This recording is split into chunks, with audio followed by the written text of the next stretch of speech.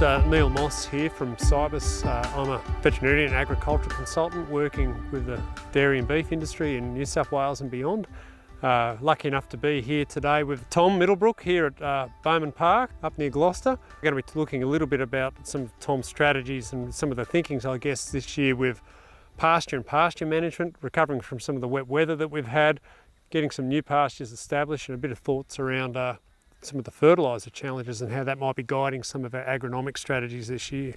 So Tom, tell us a little bit about yourself and the farm, and what did this place look like 12 months ago? Yeah, thanks Neil, and always lovely to have you on farm. Where we're standing is our first piece to be sown this year down to our autumn winter pastures. If we were standing here, not this current flood, but the one beforehand, then we would have been underwater. The recovery from that has been prolonged not only through last season, but then coming into this season now as well.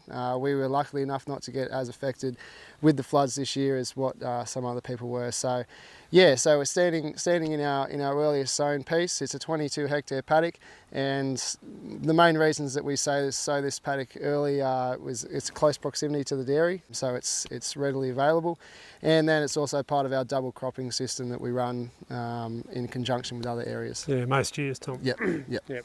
So look, we've got the benefit here, I guess, of a bit of irrigation as well as dry land, so we can roll the dice on a few other options. Exactly, yes. Okay. Yep. Getting into the decision making this year, okay, look, we've gone in and we've had a nice summer fallow, a couple of sprays over the summer to control weeds.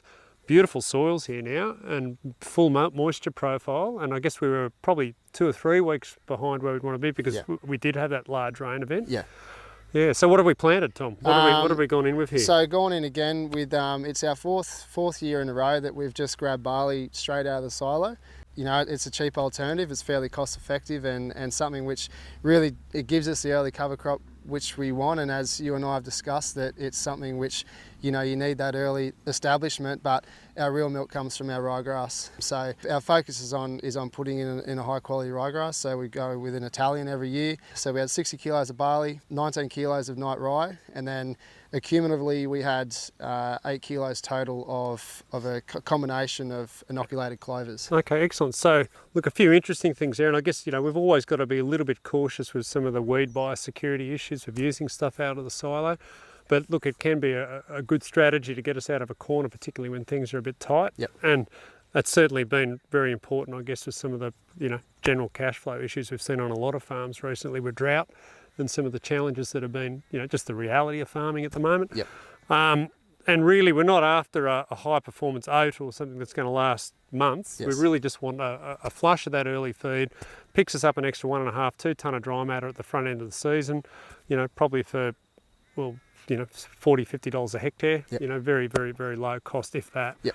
Okay, so we're going with some legumes this year, Tom. So that's a bit of a stretch. I guess the farm's been pretty reliant probably on a more urea ryegrass based system in the past. So yeah, I guess we can talk a little bit about the legumes, because I guess this is a really suitable spot, I guess, for running annual legumes, and it's not stuff that's new to the area. It's just stuff that I guess we've probably left behind, and people haven't gone back to. And I know your father's grown Bassoon clovers, and we've certainly down on the Manning had some really good results with Persians and Shaftals in the past. So I guess what we decided here, because we're looking down, as everyone knows, the barrel of very high nitrogen prices and potentially nitrogen volatility as we move forward. And I guess it's a really good opportunity, I guess, for us to try and explore ways to farm, I guess, with less reliance on nitrogen in the system, just because of that key exposure.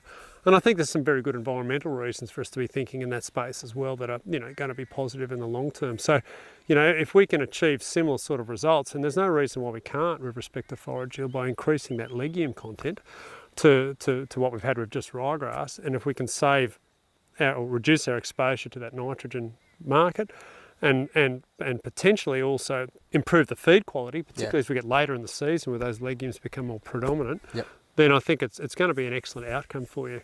So we've gone here with a mix of Berseem, Persians, and a bit of crimson clover this year, and that's going to be basically coming up through the ryegrass. And I think the nice thing, because you've got a nice tilth here in the soil, it's had a little bit of preparation with the drilling and the fallow.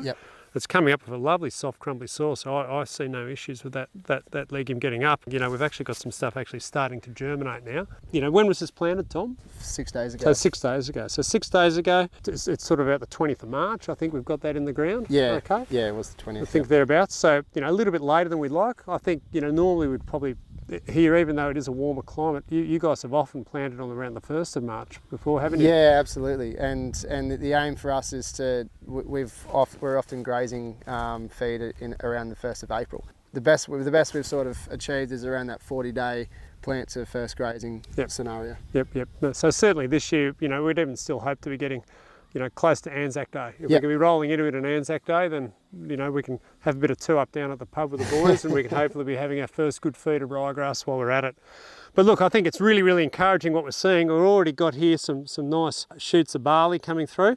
And the other thing that's going to really supplement that nicely are these little bits of clover, and we can already start to see that they're starting to germinate quite happily. And they love coming up on these warm soil temperatures. So I think, you know, as far as timing's concerned, I think it's going to be excellent. And we should be looking at some pretty handy feed here in, you know, 5.5, 6 weeks' time. Yeah. No, terrific. Yeah.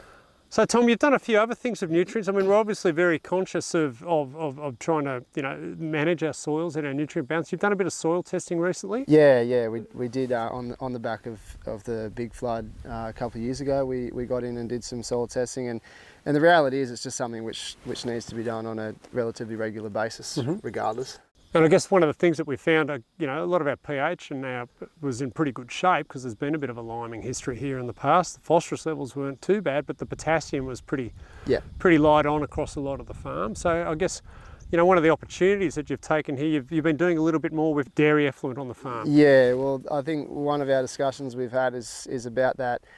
You know, the cost effectiveness of utilising nutrient which you're creating yourself, essentially, and just closing the gap, closing the circle. And it makes perfect sense in such a volatile time now in regards to the fertiliser market to utilise. You know, we had 2 megalitres of nutrients sitting there doing nothing, which had built up over a very long period of time. So on an almost dollar to dollar basis, in comparison to starter fertiliser, we ran the slurry tanker across here a couple of times to spread the liquid slurry. So you're saying, you know, for what it would have cost you to use a starter this year, you've done that whole slurry application across this area and put out all that effluent? Yep. Excellent. Okay, so that's going to give us a fairly rich source of potassium as well as other nutrients, nitrogen. There'll be some phosphorus in there as well.